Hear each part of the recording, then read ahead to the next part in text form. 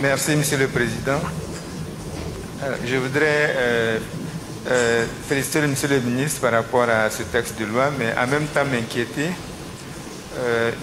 Parce que dire qu'on va ouvrir l'exercice de la profession de pharmacie aux membres de l'espace communautaire, c'est vrai, il faut respecter nos engagements, mais en même temps je m'inquiète pour les Ivoiriens.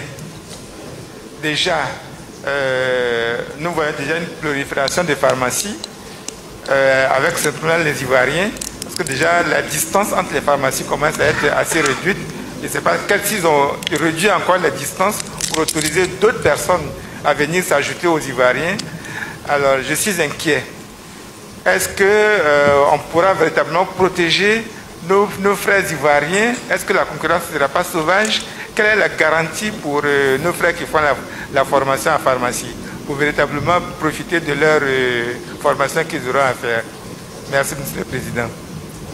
Je suis inquiet, très inquiet pour nos petits frères, pour nos enfants. Finalement, un jour, si Papa Gatou appartiendra à l'espace UMOA. Je vois aussi, j'attends souvent qu'on me dise qu'il y a des médecins, des pharmaciens ailleurs qui viennent, qui se regroupent et ils viennent acheter des pharmacies et pour qu'ils s'installent. Je suis inquiet. Mais je voudrais que le ministre nous donne des garanties. Vraiment, comment est-ce qu'il compte régler cette affaire pour ne pas que ça lèse les pharmaciens ivoiriens?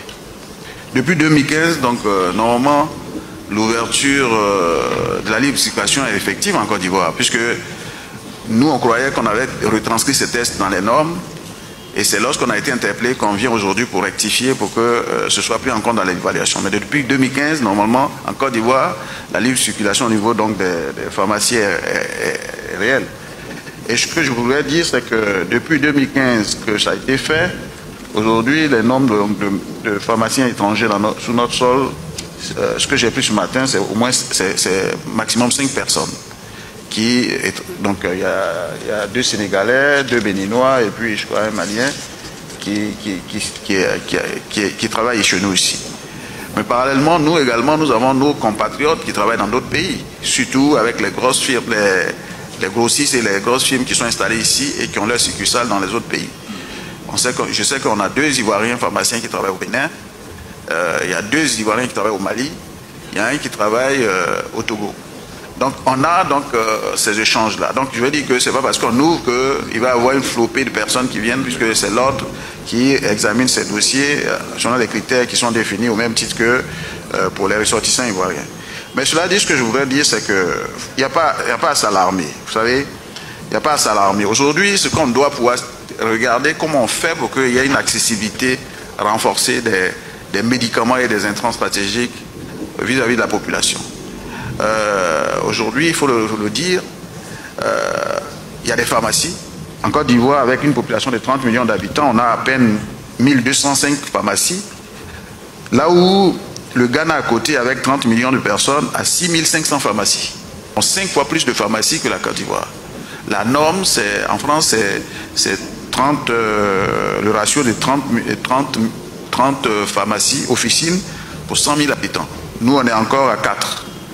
Donc, on est très bas. Et cela n'est pas sans conséquence. Aujourd'hui, quand on regarde dans les marchés, la quasi-totalité de nos marchés, on vend des médicaments. Parce qu'on croit que c'est parce que les gens veulent forcément frauder, mais les femmes qui viennent au marché, qui ont besoin peut-être, quand elles ont des maladies, veulent avoir accès à des soins, ne peuvent pas aller chercher des pharmacies sur des distances.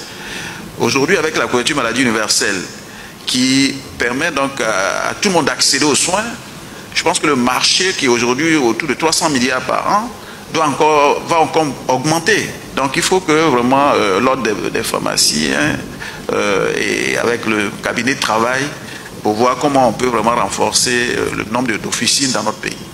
D'ailleurs, je leur ai demandé donc de regarder cela parce qu'il y a quand même 400 pharmaciens ivoiriens qui attendent et qui ne peuvent pas s'installer parce que eux, ils préfèrent avoir des pharmacies, ils créent des dépôts aux mains donc des personnes qui ne sont pas forcément pharmaciens et ça peut être à la base aussi des dérapages que nous constatons. Donc moi je pense que plutôt que de craindre que le marché va être envahi, c'est comment nous travaillons ensemble pour d'abord optimiser le potentiel qu'on a ici, avec le niveau de vie aussi qui s'élève avec la croissance économique. Donc il faut vraiment je voudrais rassurer l'ensemble des générales, des sénateurs, que bon, vraiment nous allons travailler à ça. Nous allons renforcer la répression au niveau donc de la fraude, parce que donc il y a déjà Agamé, Roxy, qu'avec on a des actions qu'on a pu mener, mais on va intensifier.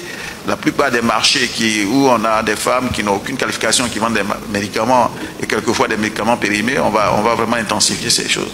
Mais il faut qu'on installe dans ces endroits des pharmaciens qui, en même temps qu'ils peuvent donner des médicaments, ils doivent participer donc à la promotion de la santé en sensibilisant et en éduquant la population.